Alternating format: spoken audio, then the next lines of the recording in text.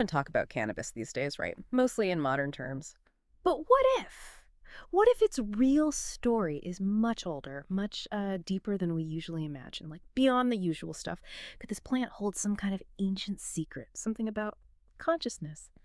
Today we're doing a deep dive. We've got this incredible stack of sources, and they explore cannabis not just as, a plant, but as a living symbol, something tied to humanity's search for transcendence, for healing, for spiritual insight. So our mission today is to unpack that, its sacred legacy, its role as maybe a bridge between worlds, and the experiences it's apparently facilitated for, well, millennia. And what's really compelling looking through these sources is you see this consistent thread.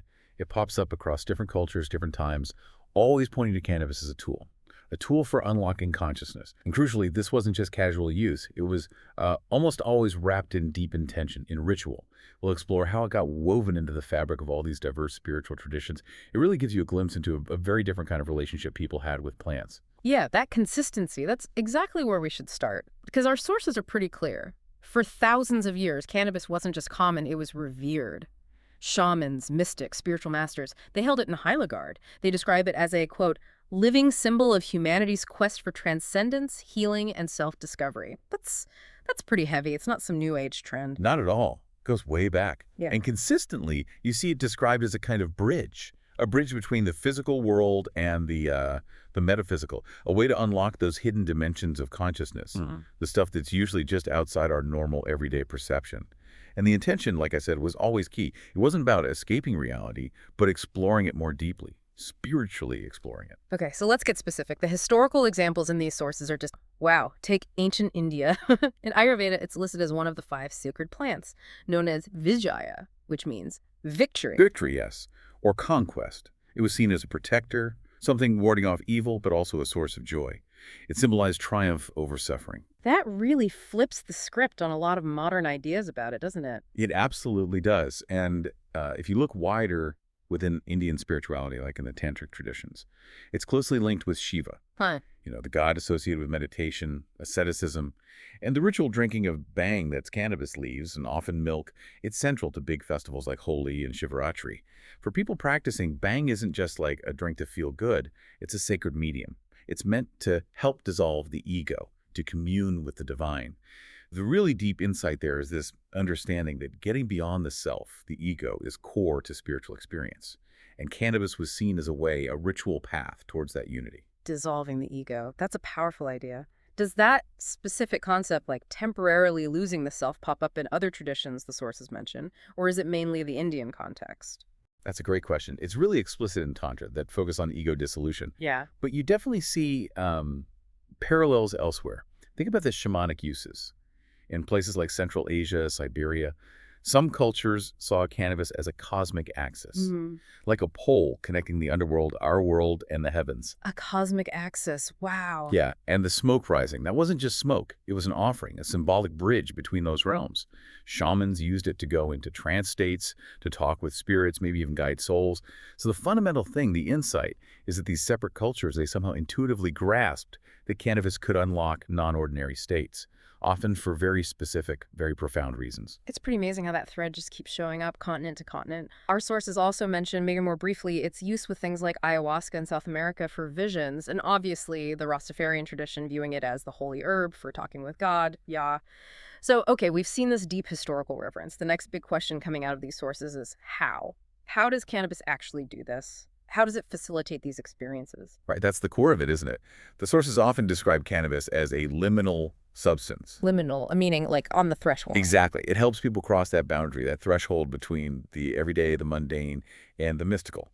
It acts like a gateway. You've got the physical realm, what we see, touch, measure, all filtered through our ego, usually. Then there's the metaphysical, you have our consciousness, energy, the divine, whatever term you use. Cannabis, used with that intention we talked about, seems to help dissolve some of the mental barriers. It kind of attunes the person to subtler frequencies. Subtler frequencies, like tuning a radio. Kind of, yeah. Spiritual traditions talk about this heightened sensitivity to underlying energies, connections, like a tuning fork bringing harmony out of noise. I think it's called a veil lifter, because it quiets down that constant chatter, the analytical mind. And that allows for more direct experience of these metaphysical truths. The real insight here, I think, is that for ages, people use this plant as a direct path, maybe a temporary one, but direct, to bypass the analytical mind. It opened up states you might otherwise only reach through years of meditation. But, and this is a big but, in the sources, without proper grounding, it can overwhelm, it can distort things. Okay, that grounding point seems crucial. Let's talk about the specific effects then. The mystical ones people report. Our sources mention cannabinoids, THC, CBD, interacting with our own endocannabinoid system, which is, well, it's this huge network in our bodies regulating mood, pain, everything, right? That's right, a vast internal communication system. And this interaction leads to what gets called a shift to a higher frequency. People report feeling like they're merging with everything, with universal consciousness, perceiving interconnectedness, feeling like energetic beings. It suggests this sense that consciousness isn't just stuck in our head. Precisely, a feeling of being part of a much larger interconnected field. And this shift directly impacts how you perceive things like time and space. Time can feel like it's slowing right down or even stopping altogether, which mirrors states people find in really deep meditation. Yeah, I've heard that. And senses sharpen.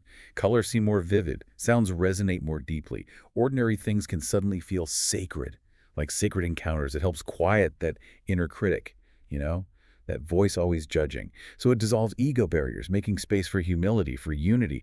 It offers this glimpse of, oh, well, maybe the divine. The insight, I think, is that the plant changes your perceptual filters.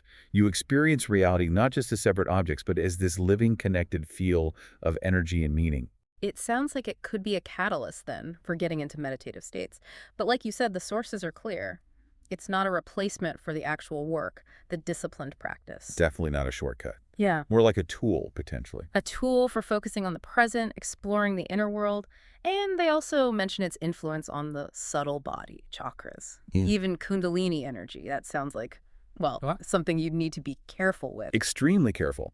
The sources suggest it might influence the upper chakras, the third eye, for intuition, the crown, for a cosmic connection, but they consistently warn that overuse or maybe unwise use can really unground you, lead to imbalances in the lower chakras, feeling spaced out, disoriented. Right. And regarding Kundalini, yes, it's mentioned as something that could potentially stimulate it. Kundalini is seen as this powerful, coiled energy at the base of the spine. Waking it up unprepared can be disruptive, overwhelming. So extreme caution is advised there. The insight is, while it might help release blockages if used wisely, playing with such potent internal energies without proper preparation or guidance, that's risky. Okay, so moving beyond the purely mystical, a lot of people might not connect cannabis with traditional healing, but our sources really emphasize that. Physical and mental well-being, making space for the deeper work. Absolutely. That's a huge part of its traditional role. Yeah. Physically, its anti-inflammatory effects, its analgesic properties, they've been used for centuries. Think pain relief for things like arthritis, migraines, nerve pain. And for someone trying to practice spiritually, getting that physical ease can make a huge difference. It removes a major distraction, allows deeper focus. That makes sense. Less pain, more focus. Exactly. And mentally, there's evidence it can help with anxiety, depression, even PTSD. By modulating the stress response, it can create that mental space needed for introspection, for processing emotions. The insight from the tradition seems to be this holistic view. Physical comfort and mental clarity are almost prerequisites for deep spiritual growth. And it's not just about calming things down, is it? The sources talk about creativity and neuroplasticity. Right. Neuroplasticity, the brain's amazing ability to rewire itself, form new connections. Yeah. Cannabis seems to enhance that sometimes, which can help with creative thinking, problem solving, and yes, getting those spiritual insights by sort of dissolving rigid mental boundaries. Interesting. Breaking out of old patterns. And another aspect the sources bring up is fostering this sense of unity, helping people see past duality, that illusion that we're all totally separate. By quieting the ego, it can open the door to deeper empathy. Compassion qualities pretty central to most spiritual paths.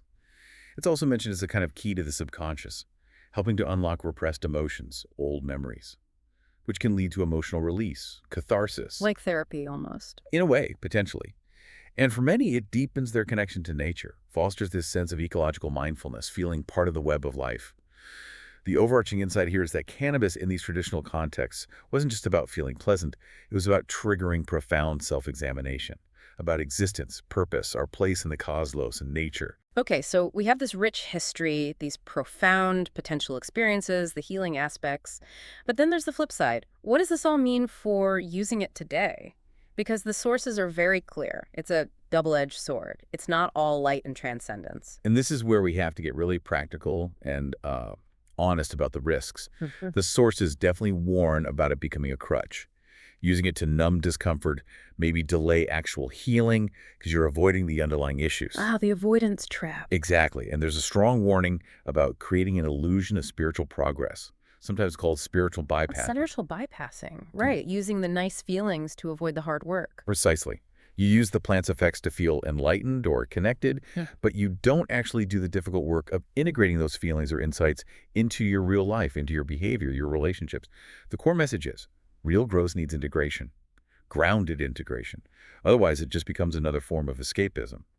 And overuse can lead to diminishing returns, too, where chasing the mystical feeling replaces consistent, sober practice. And it's interesting how modern science sort of backs up some of this ancient wisdom, right?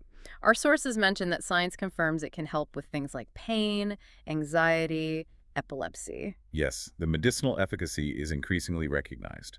But science also points out the risks of heavy, maybe unmanaged use, cognitive issues, dependency, potential mental health problems for some people. Absolutely. The risks are real and need to be acknowledged. It's kind of remarkable that these ancient traditions seem to get both sides of it, didn't they? The potential benefits and the potential dangers. They had this intuition. They really did. And another danger the sources highlight is that not all mystical experiences are genuine clarity.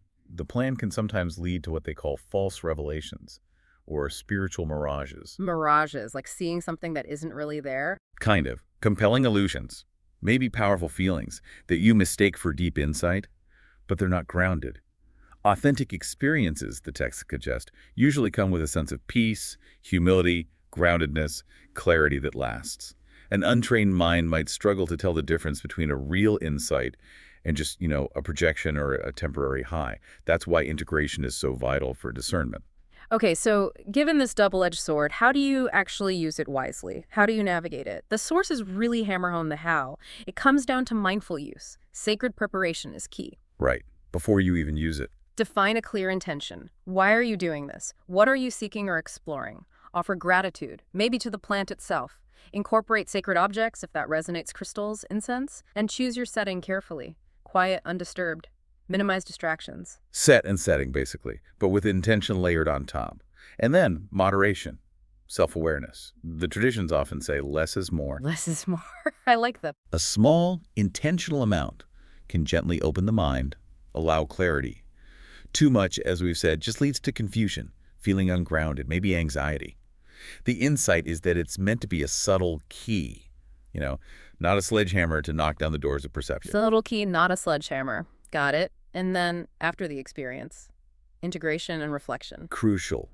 The revelations, the insights, they don't mean much if they just evaporate, if they're not woven into your actual life. So what do the sources suggest? Writing things down. Yes, writing down thoughts, feelings, visions right afterward while they're fresh. And they also mention something simple but grounding. Have a small, nourishing meal afterward. Helps balance your energy, reconnect the physical and spiritual, brings you back gently. Grounds you again. Exactly. The real value, the sources imply, comes from taking those insights, however small, and weaving them into the fabric of your conscious everyday life. So ultimately, the picture that emerges is that cannabis, when you approach it with reverence, with clear intention, with moderation, it can be a powerful ally, a genuine tool on the spiritual path, helping unlock those high realms of consciousness, maybe deepen our connection to ourselves, to nature, to the divine. But we keep coming back to, it's absolutely not a shortcut to enlightenment. Can't stress that enough based on these sources. The real value seems to be in how it can catalyze transformation, kickstart something. But that transformation still needs courage, discipline, and that day-to-day integration work.